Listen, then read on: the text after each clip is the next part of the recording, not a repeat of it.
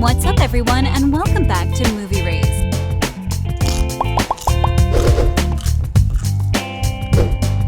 Bridgerton Season 2 is here, and it's nothing like the first installment. Because there are way too many characters in the story, we decided to make a video with the entire backstory behind the Featherington family. Let's get it started, shall we?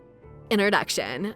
We want to address the question of whether the families in the series are entirely fictional. The answer is yes, they are indeed fictional, as the show is based on a fictional set of novels written by Julia Quinn. The second installment follows the events of Quinn's 2000 novel, The Viscount Who Loved Me. However, the Featheringtons were introduced in the pilot episode of the series, and according to some fans, they are closest to being the show's villains. Well, we don't really agree with that because they aren't particularly evil. The red-haired family is often ungrateful, selfish, and inconsiderate, but after all, they are just trying to create a better future for themselves in a society where they're not really appreciated. Often dressed in green, yellow, or red, they're just trying to secure a better life in London's high society. The future of the girls becomes really uncertain once their mother uncovers a dark secret, but we can talk about that a bit later in the video.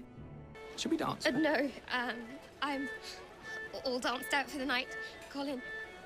Archibald Featherington, played by actor and author Ben Miller, is the head of the family. He is also the reason for the family's crises that were caused because of his gambling addiction. In the first season of the series, viewers and his wife discover that he is in serious debt while having gambled away his girls' dowries. He played with his daughter's futures and he stayed tight-lipped, never talking about the money until, well, his wife discovered his secret all herself. In one final attempt to win his money back with gambling, of course, he died, leaving his wife and daughters with zero funds. The family patriarch being killed at the end of Bridgerton Season 1 was a bit confusing for fans of the novels because Archibald is already dead by the time the story of the first novel begins.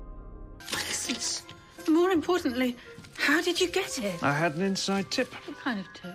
Portia Featherington, the wife of the late Archibald, is nothing but an ambitious person who will do absolutely anything in order for their daughters to marry into a good household. During Season 1, she had to deal with the arrival of Marina and her pregnancy. We're saying she had to deal because she never really cared about Marina. What she cared for was her daughter's future and, of course, the chances of their future being destroyed. And then her husband dies, leaving her with, as previously said, no money whatsoever. The estate can only be passed down to another man, and Season 2 deals with the family welcoming the new heir who is in full control of the money. Anyways, the most important thing to remember about Portia Featherington is that she just wants a good future for her daughters. Would rectify the situation, madam?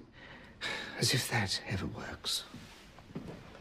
Penelope Featherington. Nicola Coughlan plays Penelope, the youngest daughter of Portia. One of her favorite storylines in the first season was the one about her and her best friend, Eloise Bridgerton. Anyways, the creators of the series wanted to assure fans that Penelope is nothing like her siblings, nor like the other girls who are trying too hard to make the most of the season. While the others try to be present in the best light possible, Penelope is the smart, witty one who sadly has fewer chances of finding a good husband. Her intelligence is often underestimated, and the creators wanted us to undervalue Penelope just because of the surprising plot twist we saw at the end of the first installment. Major spoiler alert! Penelope is Lady Whistledown, the anonymous writer who uncovers everyone's deepest secrets on a piece of paper. Yeah, she's a gossip girl from the 1800s.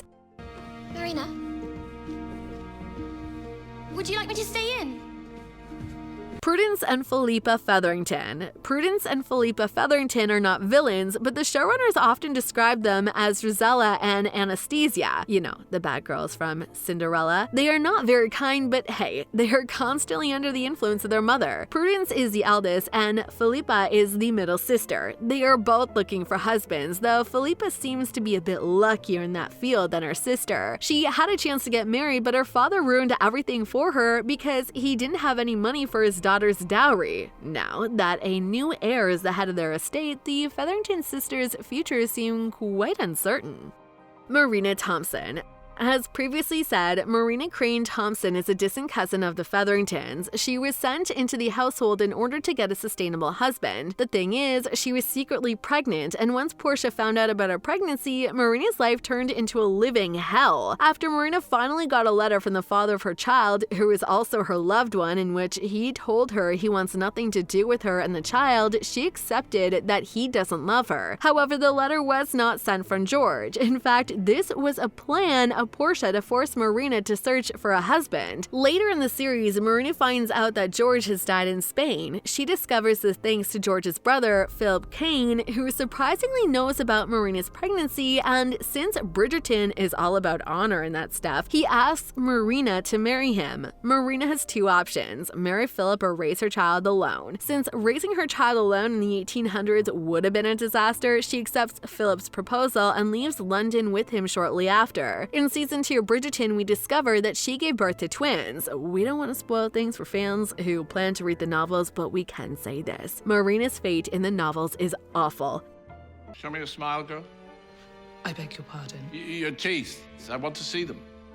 Is she simple? Jack Featherington. There are a lot of secrets in Bridgerton. On the surface, it looks like every family leads a perfectly normal life, but then you discover that they're all pretty messed up. For the Featheringtons, Lord Archibald was the biggest problem. He wasn't an evil person, but he had a serious problem that led to his own death. And because of the head of the family is dead, the members needed a new person who will lead them in their lives. Lady Featherington learns who will inherit the family estate in the last episode of the first installment. In Bridgerton Season 2, the ladies finally meet the new heir, Jack Featherington. Expecting to see an old and, as they say, an ugly man, the members of the family are shocked once they see Jack. He is a cousin of the deceased Lord Featherington. The minute he makes an appearance, he starts to bring his influence to the family, but knowing Portia, she won't let him destroy her daughter's future. Anyways, Jack traveled from America to London, and he quickly resolves the money issues, helping the girls with finances in order for them to get a green light for their marriage. Since this character is involved in one of the key storylines of Season 2, we'll try not to spoil anything for those of you who haven't binge-watched the continuation of Bridgerton. The main conflict in the continuation is between Lady Featherington and Jack. To be more precise, they fight over money. And of course, one of them wins the conflict by the end of Season 2. But the second installment focuses more on the love triangle between Anthony Bridgerton and Kate and Edwina Stroma. There are a lot of fans expressing their disappointment on some of the crucial characters missing from Season 2. But as the creators told, they intend to put focus on a different couple each season.